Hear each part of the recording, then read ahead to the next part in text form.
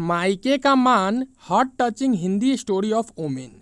रश्मि बहुत ही सीधी और सरल स्वभाव की थी और उसके जीवन के दांव पेच कुछ कम समझ आते थे।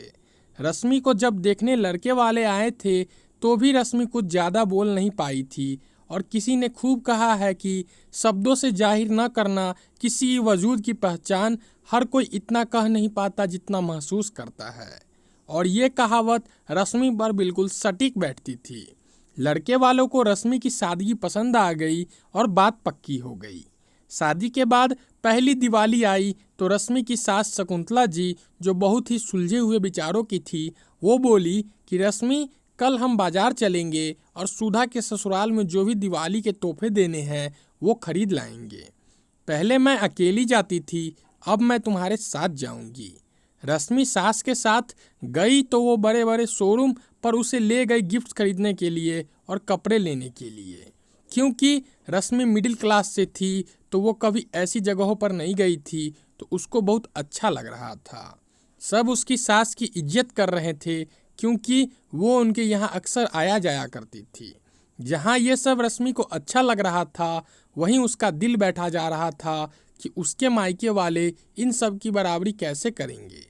क्योंकि दिवाली के बाद भैया दूज भी था और जब उसकी ननद के लिए इतना सब हो रहा था तो उनको भी शायद उम्मीद हो जाए। रश्मि ने बातों बातों में अपने घर पर ये बात रखी तो उसकी माँ, जो कि एक विधवा थी, उन्होंने अपनी चूड़ियाँ गिरवी रखकर रश्मि के लिए गोल्ड बनवा दिया और दिवाली पर उसके भाई भाभी को सामान लेकर भेजा।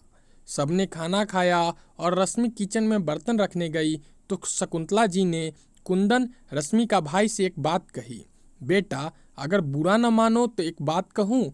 जी आंटी जी, कहिए। ये जो भी कुछ तुम लाए हो वो मैं जानती हूँ अपने सामर्थ्य के बाहर से लाए हो, क्योंकि हर लड़की अपने मायके का मान चाहती है अपने ससुराल में। पर मेरा निवेदन है कि 250 रुपया एक मिठाई के डिब्बे से ज़्यादा मैं कुछ नहीं रखूँगी, क्योंकि भाई का हक होता है बहन को देना। इसलिए ये शगुन और तुम दोनों का प्यार हमेशा मीठा बना रहे, इसलिए मिठाई काफ़ी है।